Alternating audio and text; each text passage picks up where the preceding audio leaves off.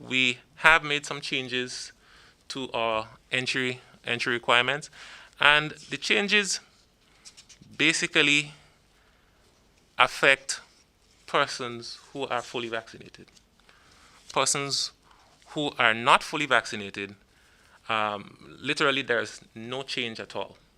So for persons who are not vaccinated, if you are a non-national, you are not allowed to come in.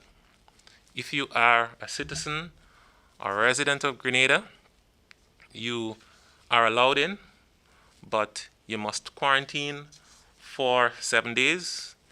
You will be tested on the 5th day by PCR after arrival, and once that is negative, you are released around the 7 days. So for the persons who are unvaccinated, nothing has changed. All right, they have to have their approved accommodation booked, and they have to take approved taxis to get to their quarantine location. So nothing has changed for the unvaccinated. For the persons who are vaccinated, it is now easier. All right, you come in. All right, you have a lateral flow test, a rapid test. Once negative, there is no quarantine requirement. All right, once negative, you go to your wherever you are going to stay. So it's just as how it used to be before, where your family can come collect you at the airport, or you can have your vehicle parked at the airport. So we are basically returning to more or less very close to normal for these individuals. So these are basically the major changes. Now we are in the process of changing from, we used a website before where persons did their applications to come in. And we are in the process of switching from that website to a much simpler form, the one I referred to last week. All right, so it is a process. All right, and that is what we are working towards at present. And once it is ready, which is anticipated to be within a day or two, all right, persons will be using that form.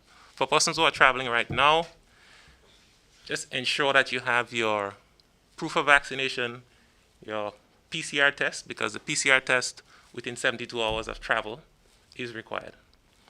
All right, just ensure that you have these and to travel into Grenada.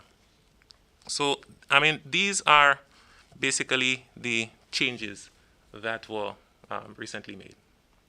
Dr. Charles, I just picked up something here from social media with respect to the travel authorization certificate.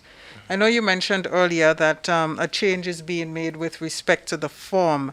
Can you clarify what exists now? Is it the same old procedure that's required now until Right. we move to that new situation?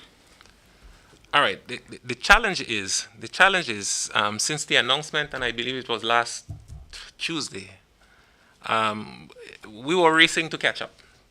All right, we were racing to catch up, and one of it was to get the IT platform ready for the change in the protocol. That has had its challenges. As in everything in life, you sometimes encounter a challenge as you go along. So the new IT platform that will replace the outgoing is not ready. In addition, the airlines expect persons traveling to present a document to show that they are permitted to travel. All right.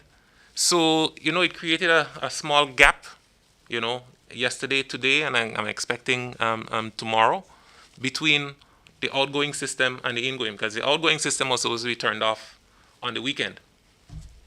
All right.